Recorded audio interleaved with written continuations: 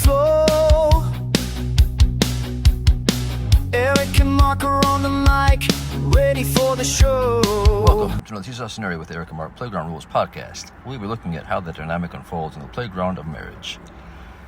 Let's talk about playground rules. You remember how it worked? There was always a social hierarchy. The loudest kid shaped the narrative. The bully pushed, but if the target reacted, that was the problem. And if someone said, hey, that's not fair, they got labeled dramatic. The system rewarded ill-gotten, socially constructed strength. It dismissed vulnerability, often socially protecting the wrong party, wherein people wrongfully accused of bullying were often found guilty, while real victims were often left hanging because of lack of what those judging would consider good evidence. And to make matters worse, it punished the person who pointed out the imbalance, making it totally against anybody's interest to bear witness. Now here's the uncomfortable question. Did we outgrow that system, or do we just dress it up in adult language?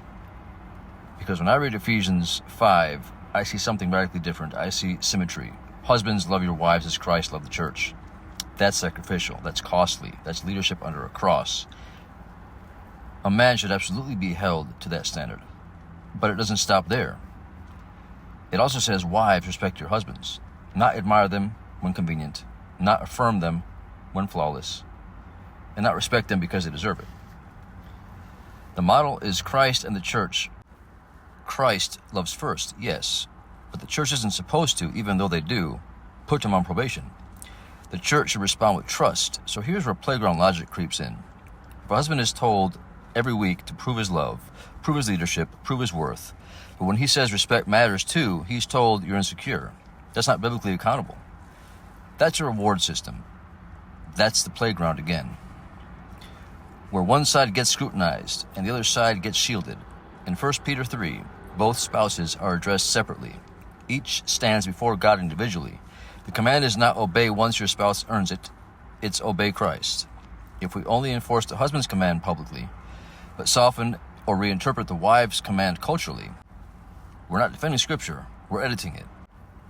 And here's a deeper irony.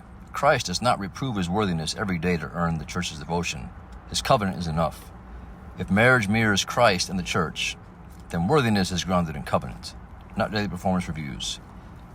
Let me be clear. This is not a defense of male laziness. This is not a plea for unchecked authority.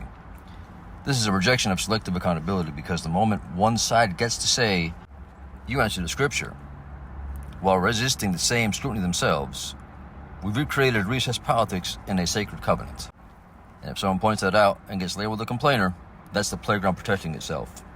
Marriage is not a hierarchy of who gets corrected louder. It's two people kneeling before the same Lord under the same book, accountable to the same standard. No bullies, no victims, no bystanders silenced, just covenant. And covenant cuts both ways. I'll say you, Mark. Eric, so these are some extremely, extremely important points that you're bringing up. And in effect, it's really the foundation of everything that we talk about with our show.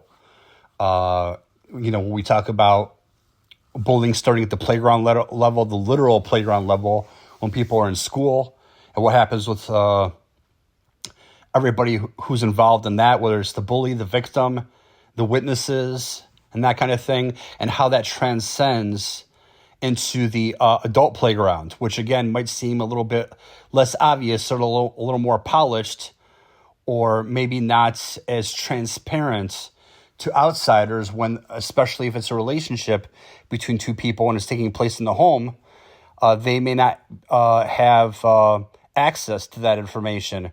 Maybe, a relationship, a lot of those affairs are settled between the two people who are involved in that relationship or that marriage. And there's no objective outsider necessarily available to determine if somebody's been the victim of an unfair advantage or being bullied or any number of things, and because of that, you have a problem with assessment and detection, to your points. You have a disincentive in the actual real life, non-metaphorical playground scenario at the school to be a whistleblower. Because if you're a whistleblower, you say, hey, I saw this guy bullying this other guy, then immediately you're falling out of favor with the system.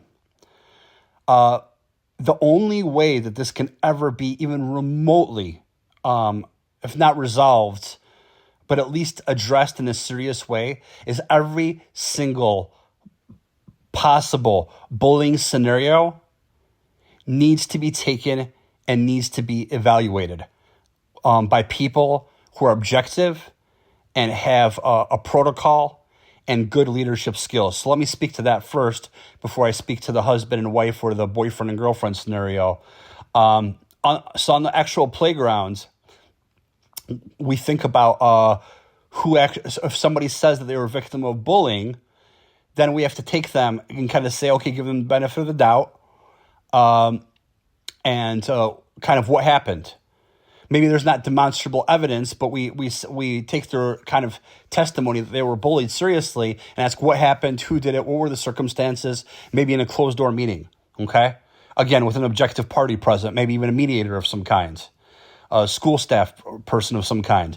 So case in point, for people, we've talked about Cobra Kai in this show, that TV series. If we're talking about, for example, the Halloween scene, for anybody who's seen the first Karate Kid, where Daniel was getting bullied by the group of guys from the Cobra Kai, but then after that, at the Halloween party, he was in disguise, and then while one of the guys was in the bathroom rolling something to smoke, Daniel sprayed him with water.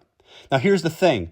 That was Johnny, I believe. So what ends up happening, Johnny actually was a bully. He need to be held accountable in that situation. But the thing there that's tricky is that that was kind of an ongoing thing that Daniel was getting bullied. But if I remember right, I think that the instructors said, hey, stay away from each other or whatever. Maybe that was also later. But anyway, the different instructors.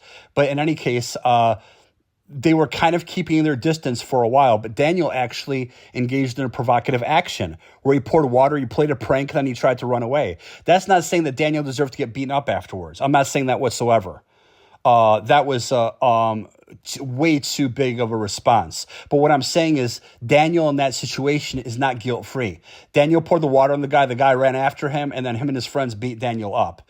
Daniel, even though he was the main victim there, he was not without fault because he actually engaged in a provocative action. The right way to have handled that situation would have been like, okay, somebody, school staff, mediator, or whomever, is there, they're responsible, and they say, okay, guys, what happened? Each tell us your side of the story. And everybody, Daniel and Johnny and his friends from the Cobra Kai, all get held accountable for their own actions. Even if the fault was 95% on Cobra Kai and only 5% on Daniel, Daniel is still accountable for his actions that kind of started that specific incident. This takes me to my next point about what happens in the home. With the home, we have situations with people who they did things wrong, maybe early in a relationship or early in a marriage. Like a friend of mine I can think of, she said she didn't handle her relationship with her future husband the best way early in the relationship, but she tried to make it up to him for years. 20 years, 25 years, she was trying to be submissive in whatever way she could to please him. And she said no matter what she did, it was never good enough because she was always reminded of how she behaved at the beginning. At some point, you have to forgive, forget, learn, and the scales have to be balanced with mutual accountability. There's absolutely, positively no other way. Whatever somebody did 10 years ago or 20 years ago or 30 years ago, if you two are still together, in a marriage, in a relationship, it doesn't acquit you for your actions right now. The thought that people can even think that is alarming. I can't do whatever I want to somebody in 2026 just because they harmed me in 1995 or something. Absolutely not. I'm still accountable, even though they may have harmed me yesterday or 30 years ago.